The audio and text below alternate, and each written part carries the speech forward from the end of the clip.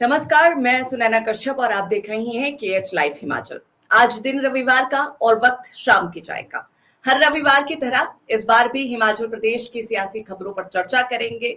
और आज का जो मुद्दा है वो ये कि भाजपा और कांग्रेस में लग रहा है कि कंपटीशन चल रहा है।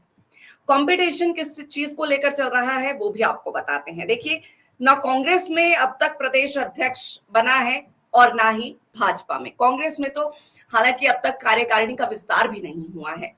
तो ये जो प्रतिस्पर्धा इन दोनों पार्टियों में चल रही है, इसी पर आज खास चर्चा के लिए हमारे न्यूज रूम से हमारे मुख्य संपादक प्रदीप चौहान जी मौजूद है। सर, स्वागत है आप। बहुत बहुत शुक्रिया सुनैना। सर देखिए, आज की जो चर्चा है, जैसा हमने कहा कि भाजपा और कांग्रेस के बीच में एक प्रतिस्पर्धा चल रही है कि कौन प्रदेश अध्यक्ष को कितना दूर तक ले जाएगा, कितना टाल सकता है। क्योंकि लंबे समय से चर्चा चल रही है कि ये प्रदेश अध्यक्ष बनेगा, इसका नाम लिस्ट में ऐड हो रहा है, किसी का डिलीट हो रहा है।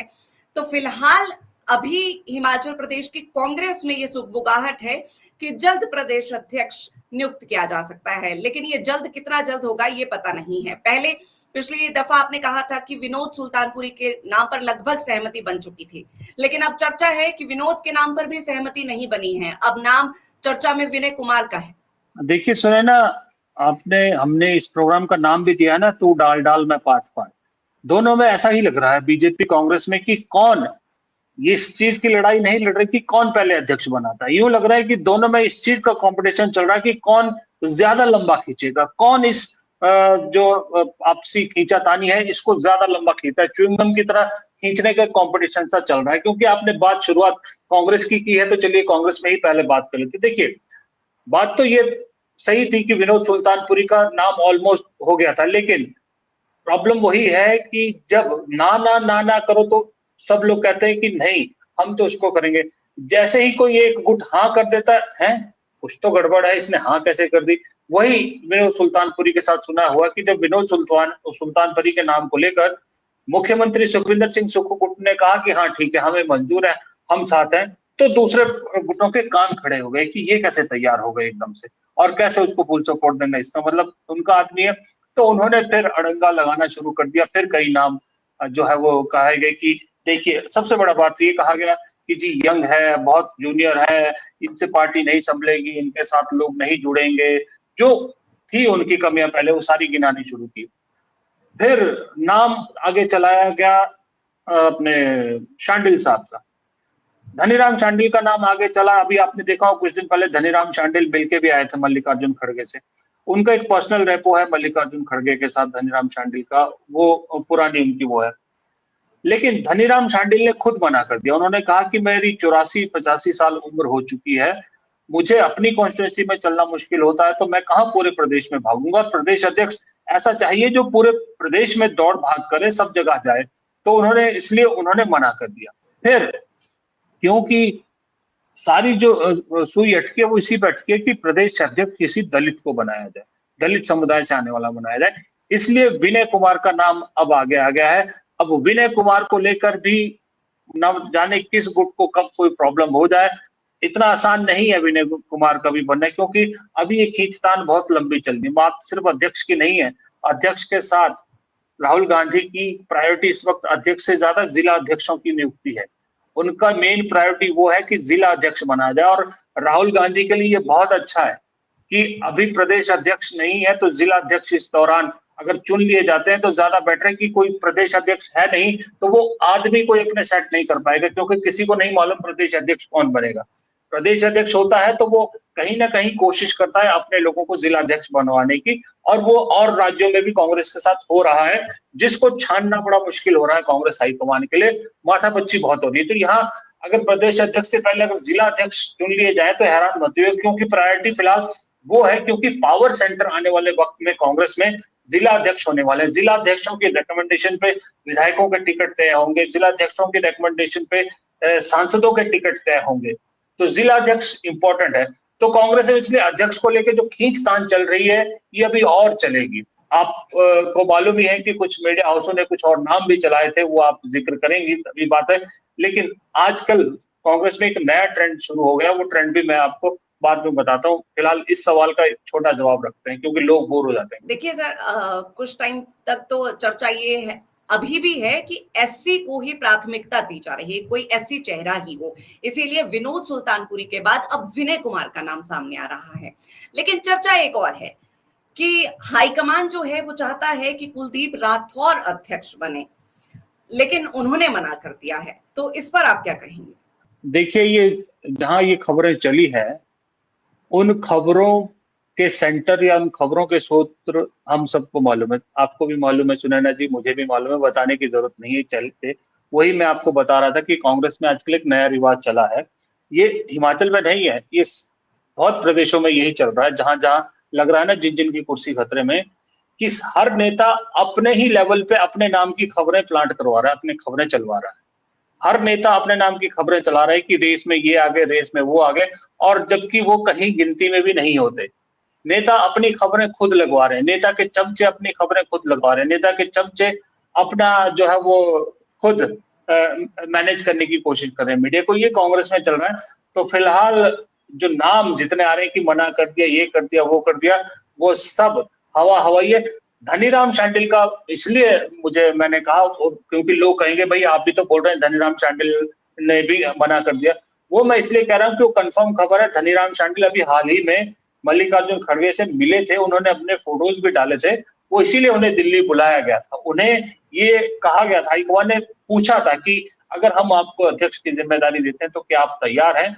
तब उस बैठक में धनीराम शांडिल ने मना किया था। ये दिल्ली के सूत्र बताते हैं क्योंकि उनके पास जाहिर सी बात है, सबसे बड़ा रीजन है कि उम्र उनके साथ नहीं है। और वैसे भी वो जो राहुल गांधी की जो सोच है कि कांग्रेस को युवा बनाना है, नए चेहरे को मौका देना है, उसमें भी वो कहीं फिट नहीं बैठते। वो तो खुद अपने बेटे को राजनीतिक रूप में लॉन्च करने की तैयारी में है। धनीराम शांडिल तो रिटायरमेंट की तरफ जा रहे हैं, तो इसलिए उन्होंने मना किया था। ये बात तो सही है।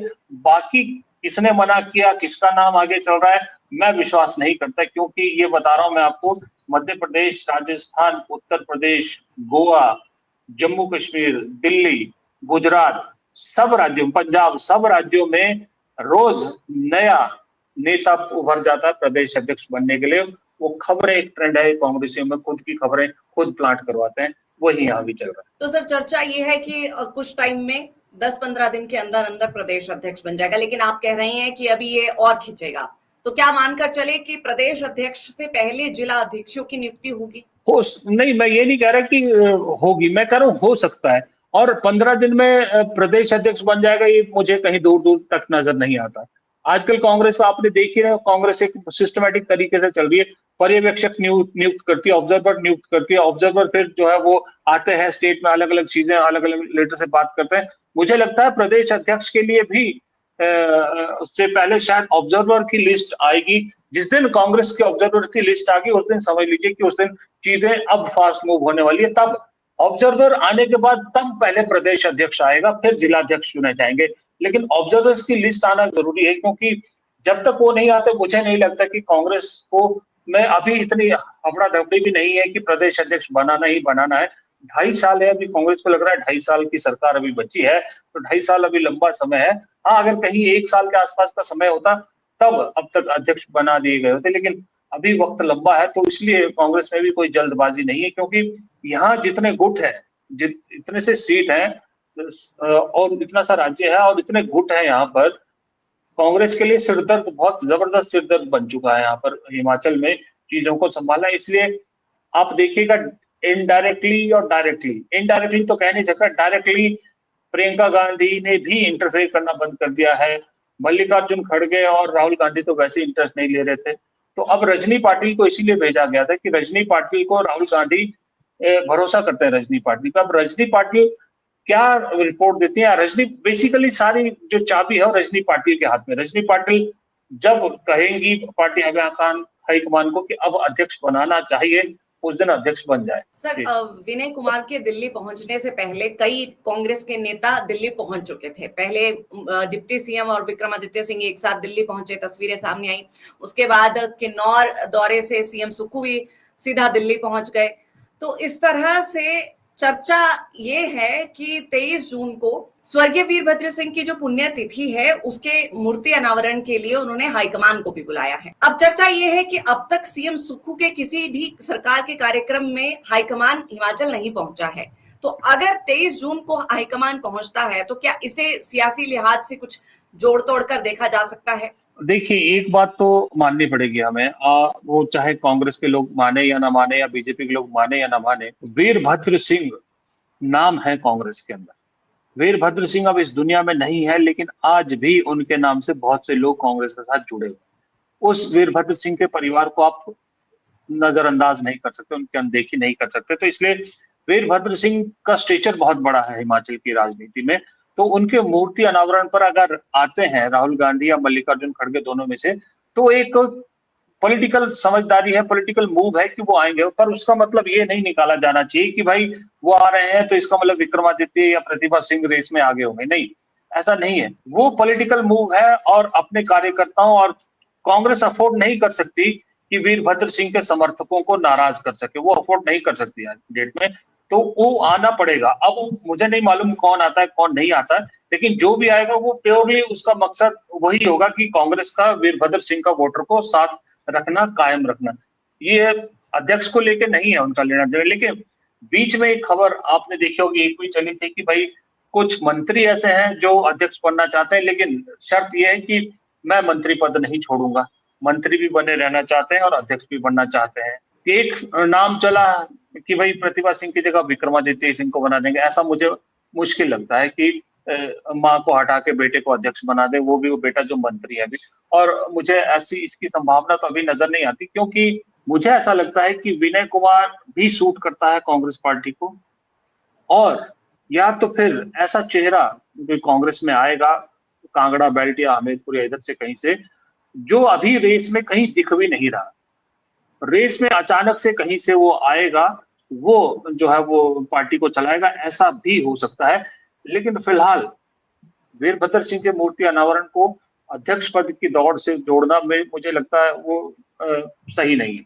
जो हाल सर कांग्रेस में है वही भाजपा में है। आपने कहा तू डाल डाल में बात बात। कांग्रेस में अध्यक्ष पद अब बनेगा नहीं बनेगा, कब तक बनेगा कोई पता नहीं है, लेकिन भाजपा में भी स्थिति वही है। और कम से कम कांग्रेस में चर्चा तो हो रही है, खबरें तो आ रही है कि इसका नाम लिस्ट में है, उसका नाम लिस्ट में है। भाजपा में सब साइलेंट मोड पर है। प्रदेश अध्यक्ष एक्सटेंशन पर चले हुए हैं डॉक्टर राजीव बिंदल, राष्ट्रीय अध्यक्ष भी एक्सटेंशन पर चले हुए हैं, चर्चा किसी नाम पर नहीं है। तो भाजपा में क्या स्थिति है? देखिए, भाजपा में एक चीज बड़ी क्लियर है। भाजपा में तब तक प्रदेश अध्यक्ष आपको नहीं मिलेगा जब तक राष्ट्रीय अध्यक्ष का चुनाव नहीं हो जाता या राष्ट्रीय अध्यक्ष के लिए कोई नाम फाइनल नहीं हो जाता। तब तक प्रदेश अध्यक्ष मुझे मिलता नजर नहीं आ रहा, और राष्ट्रीय अध्यक्ष भी मुझे तब तक मिलता नजर नहीं आ रहा, नया राष्ट्रीय अध्यक्ष, जब तक बिहार के चुनाव नहीं हो जाते। मुझे लगता है कि बिहार के चुनाव नड्डा जी की अध्यक्षता में बीजेपी लड़ेगी। एक बार बिहार के चुनाव निपट जाए, वहां से क्या नतीजे निकलते हैं उसके बाद राष्ट्रीय अध्यक्ष पे बात होगी। राष्ट्रीय अध्यक्ष बनते ही फिर इन प्रदेशों के अध्यक्ष चुने जाएंगे। और दूसरी बात, गुटबाजी जितनी कांग्रेस में है उतनी ही बीजेपी में भी है। फर्क इतना है कि एक वक्त में कांग्रेस में ये दबदबा रहता था जब इंदिरा गांधी हुआ करती थी प्रधानमंत्री, कि मजाल नहीं होती थी किसी की चूं करने की, आवाज उठाने की। आज उस कांग्रेस में हर कोने से आवाजें आती है, लेकिन बीजेपी में जब तक ऊपर मोदी जी है तब तक कोई दावा नहीं कर सकता, तब तक कोई आवाज नहीं कर सकता, क्योंकि उन्हें नहीं मालूम, अध्यक्ष तो दूर की बात है, ये नहीं मालूम होता कि कौन मुख्यमंत्री बन जाए। अपने राजस्थान के भजन लाल को किसी ने सोचा था मुख्यमंत्री बन जाएंगे? मनोहर लाल खट्टर को सोचा था, या नायब सिंह सैनी को सोचा था मुख्यमंत्री बन जाएंगे? ये कहीं से भी बीजेपी में डिसाइड सिर्फ एक जगह से होता है, वहां से जो हुक्म आता है वही किया जाता है। इसलिए बीजेपी में ये आवाजें नहीं उठ रही या ये खबरें नहीं आ रही कि ये आ गए हैं वो आ गए। हालांकि बीजेपी में चाहे वो बिंदल जी हो, चाहे वो जयराम ठाकुर हो, चाहे और हो, सब एक्टिव है, सब अपने अपने हिसाब से। यहाँ तक कि हर्ष महाजन भी अपने अपने हिसाब से सेटिंग करने की कोशिश कर रहे हैं। ऊपर से नड्डा जी की सक्रियता जो इस प्रदेश में बढ़ गई है, उसने राजनीति को और गर्मा दिया है, उसने बीजेपी के अंदर और खलबली पैदा कर दी है। क्योंकि बहुत सारे लोग दिल्ली सर्कल में ये कहने लगे हैं कि शायद जब ये कैबिनेट रिशफल होगा, उस रिशफल में नड्डा जी को कैबिनेट से जो है वो बाहर किया जाएगा और राष्ट्रीय अध्यक्ष की उनकी टर्म पूरी हो ही रही है। उन्हें शायद ये कह दिया जाएगा कि अब हिमाचल संभालो और हिमाचल जीत के मुख्यमंत्री की कुर्सी का उन्हें आश्वासन दिया जाएगा। कम से कम मोदी जी और अमित शाह जी, नड्डा जी को तो ये आश्वासन दे ही सकते हैं, ये कह ही सकते हैं कि हाँ, हम तुम्हें जो है मुख्यमंत्री बनाएंगे, क्योंकि इतने सालों से एक साथ काम कर रहे हैं। नड्डा जी के बारे में ये कह सकते हैं, बाकी कहीं नहीं कह सकते। तो ये सारी चीजें जो है बीजेपी में भी बहुत बिखरी हुई हैं, लेकिन बस ये है कि खबरें नहीं आती ऊपर। और दूसरी बात, आपको मालूम ही है कि मीडिया में वैसे भी बीजेपी की, एंटी बीजेपी की खबरें जरा कम आती। देखिए सर, लगता तो हमें भी यही है कि फिलहाल अभी दूर दूर तक प्रदेश अध्यक्ष के चुनाव में कांग्रेस या बीजेपी दोनों में से किसी का नाम फाइनल हो जाए, ऐसा इसकी संभावना कम ही है।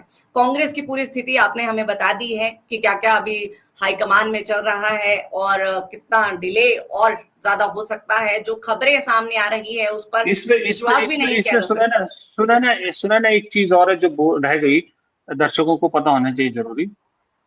जब सरकार आपकी होती है वहां पर, तो अध्यक्ष कब बनेगा, कौन बनेगा, कैसे बनेगा, इसमें मुख्यमंत्री का बहुत बड़ा रोल होता है। कोई भी पार्टी हाईकमान अपने मुख्यमंत्री को इग्नोर नहीं करती। और जिस तरह से यहाँ खींचतान चल रही है, तो खबरें, तो मेरे सूत्र तो ये बताते हैं कि सुक्खू जी भी नहीं चाहते कि अभी प्रदेश अध्यक्ष बने। वो भी चाहते हैं कि जितना लंबा लटकता रहे, क्योंकि वो फोकस करना चाहते हैं सरकार के काम पर। उन्हें ऐसा लगता है कि अगर कोई दूसरा अध्यक्ष आ गया एंटी वाला, तो वो जो खींचतान बनी रहेगी ना, वो उससे बचना चाहते हैं। तो इसलिए वो भी चाह रहे हैं कि अभी गाड़ी जैसी चल रही है चलने दो, 6-8 महीने खींच लो, उसके बाद देखेंगे। मतलब समय अभी और चाह रही हैं कि और लंबा इसको खींचा जाए। जिस तरह से मंत्री पद की कुर्सी भी ऐसे ही लटकी हुई है, चर्चाएं नामों की बहुत है, लेकिन फाइनल कोई नहीं हो पा रहा है। तो सर, अभी स्थिति फिलहाल हमें भी यही लग रही है। लेकिन खबरों में, जैसा आपने कहा कि खबरों पर विश्वास नहीं किया जा सकता है, कि कभी कोई नेता चर्चा में आ जाता है, कभी कोई नेता चर्चा में आ जाता है। तो इससे, इस तरह की खबरों से हमारे दर्शकों को भी बचने की जरूरत है कि वो पहले नामों पर देख ले कि कौन से नाम लिस्ट में सामने आ रही हैं। फिलहाल जो भाजपा और कांग्रेस की स्थिति है वो आपने सरल भाषा में बता दी है, और उम्मीद है कि हमारे दर्शकों को भी ये पूरी चर्चा पसंद आई होगी, समझ आया होगा कि इस वक्त हिमाचल प्रदेश की कांग्रेस और बीजेपी में चल क्या रहा है। फिलहाल सर, समय बहुत ज्यादा हो चला है और मुझे लगता है कि आज की इस चर्चा पर हमें यहीं अब विराम देना चाहिए। आपका जो समय आपने हमें अपना दिया है उसके लिए आपका बहुत बहुत शुक्रिया। बहुत बहुत धन्यवाद।